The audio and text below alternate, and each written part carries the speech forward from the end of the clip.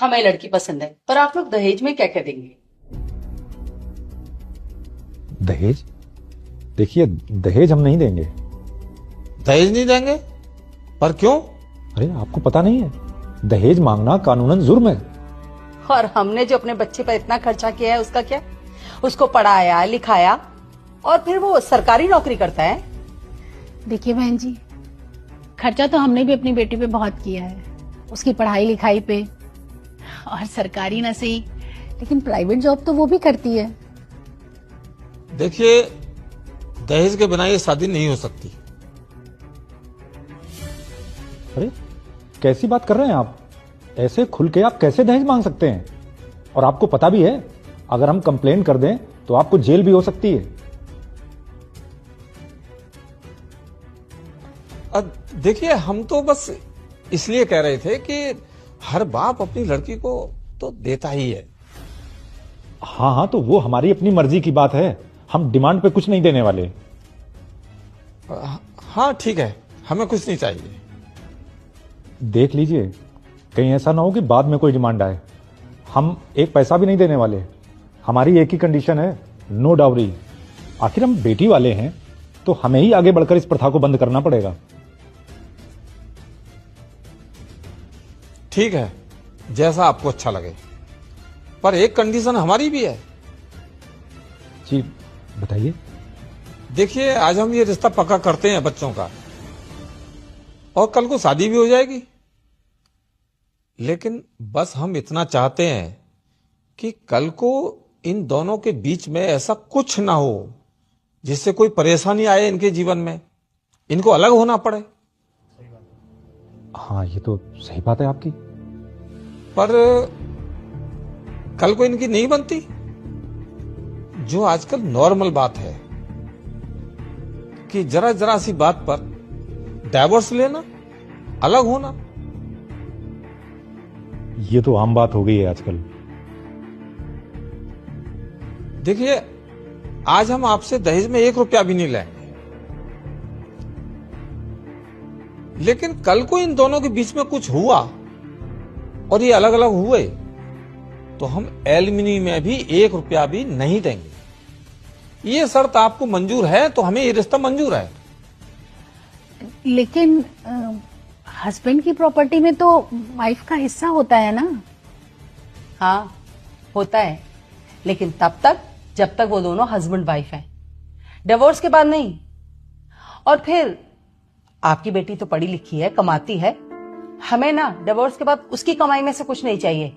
लेकिन शर्त यह है कि हम अपने घर से या अपने बेटे की कमाई से भी उसे कुछ नहीं देंगे। देखिए, ऐसा नहीं है कि हम लोग दहेज लेना चाहते हैं या दहेज के लालची हैं, हम भी उसके खिलाफ हैं। लेकिन शर्त यह है कि अगर हम दहेज नहीं लेंगे तो हम एलिमनी भी नहीं देंगे, इन केस कभी अगर बच्चों का डिवोर्स हुआ तो। क्योंकि हमारे लिए दोनों बराबर ही है, ना हम दहेज के फेवर में हैं, ना हम एलिमनी के। हम आपको बस यही समझाना चाहते हैं।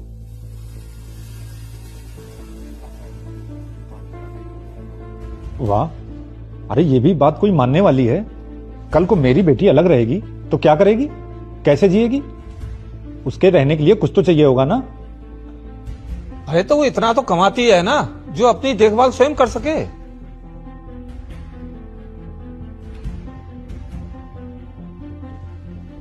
और फिर जब आप दहेज की प्रथा के इतने खिलाफ हैं, तो एलिमनी के इतने फेवर में क्यों हो?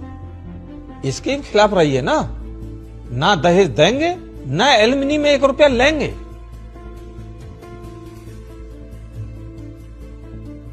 देखिए, आपने अपनी बेटी को पढ़ाया लिखाया, काबिल बनाया, हमने भी बनाया अपने बेटे को। और आप अपनी हैसियत के हिसाब से अपनी बेटी की शादी में खर्चा करेंगे, हम अपनी हैसियत के हिसाब से करेंगे। और जब ऐसी बात है तो फिर लड़के वालों को ही डाइवोर्स के टाइम आधी प्रॉपर्टी देनी पड़ती है, और ये नॉर्मल हो गया है बिल्कुल। कुछ लड़कियों ने तो इसे बिजनेस बना लिया है। शादी करो, 2-4 साल साथ रहो और फिर डाइवोर्स ले लो, और इसके बाद लाखों करोड़ों अंदर। और देखिए, हमारी यही कंडीशन है। अगर आप लोग एग्री हैं तो ये एग्रीमेंट है जो हम शादी के टाइम साइन कर लेंगे। और नहीं तो हम ये शादी नहीं कर सकते।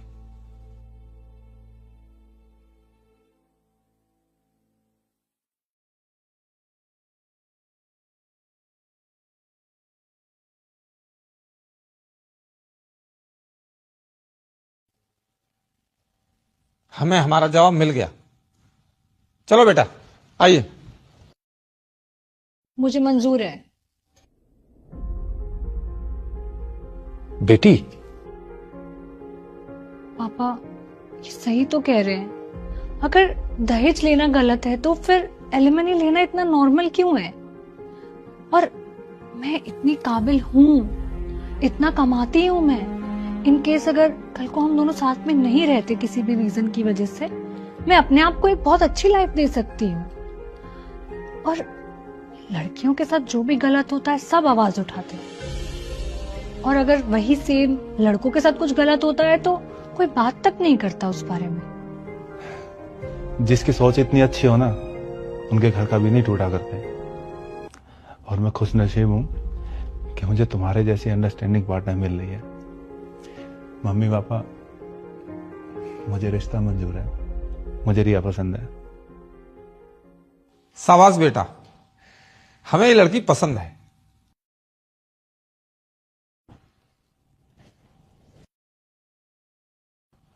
ठीक है, जब दूल्हा दुल्हन राजी तो हमें भी मंजूर है। लीजिए मिठाई खाइए।